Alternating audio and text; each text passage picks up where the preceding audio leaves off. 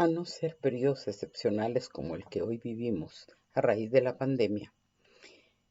que obliga a que toda capacitación prácticamente sea en diferido o en modalidad remota, las capacitaciones deberían empezar típicamente por una fase presencial que acerque a colaboradores y capacitador para hacer un ejercicio, digamos, de más calidez humana. Todo lo que ocurre en una capacitación debe ser filmado y grabado porque eso nos permite hacer documentales, eso nos permite hacer tutoriales posteriormente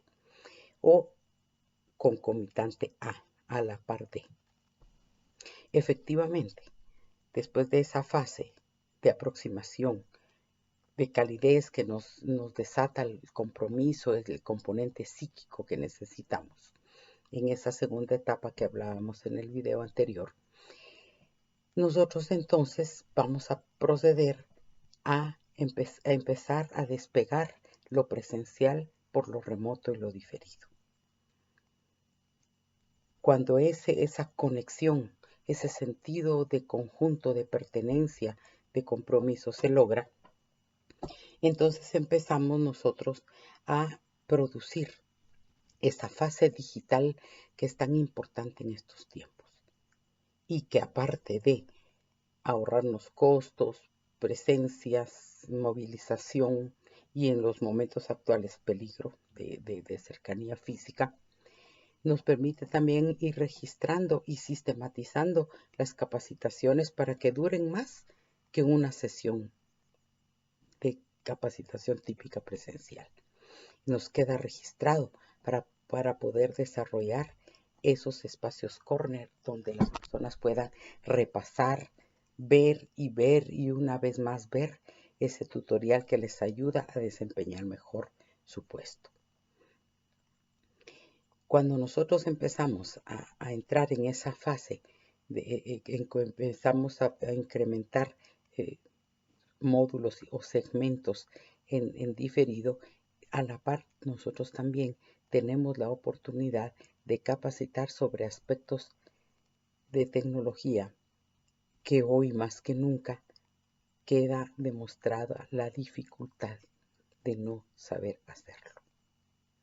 Dijimos que una brecha generacional nos separa muchas veces, no exactamente de la capacidad de hacerlo y de usar tecnología, sino la disposición a atreverse a hacerlo. Porque no es que no puedan, es simplemente que hay un temor básico muy grande de usar tecnología, por el temor a sentirse torpe, por el temor a sentirse en ridículo, y entre más años gana una persona, mucho más temor le tiene a esa fase, a la posibilidad de verse ridiculizado, pues en público peor, y privadamente también desarrolla niveles de frustración.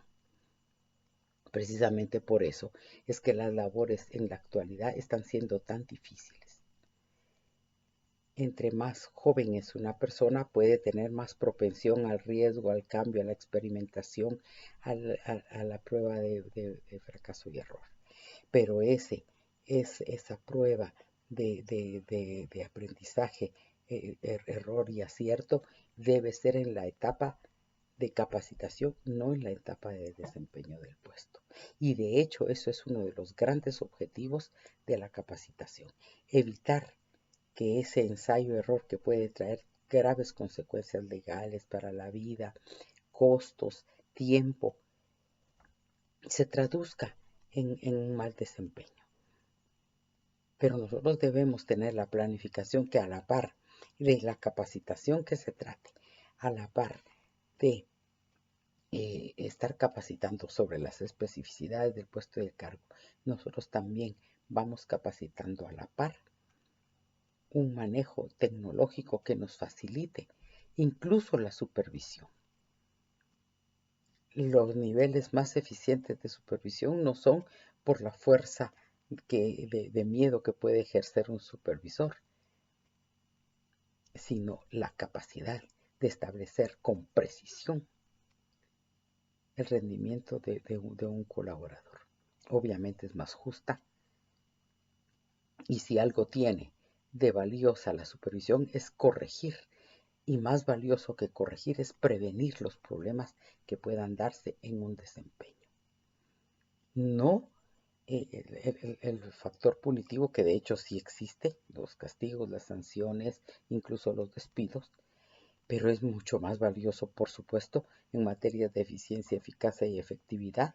poder prevenir. Y una de las formas de mejor orientar la labor para prevenir errores dentro del desempeño es esa fase digital. Incluso permite la supervisión remota, que es un factor añadido a la eficiencia de las labores de una corporación, de una empresa, de una entidad. De manera que la capacitación debe ir de lo presencial a lo remoto, a lo francamente digital y ojalá satelital, porque entonces nosotros podemos cumplir un ciclo que nos permita mucha más precisión en la capacitación. La diferencia a esta altura entre capacitación y formación continua es que la capacitación va sobre un punto o sobre un puesto en específico o un grupo de puestos,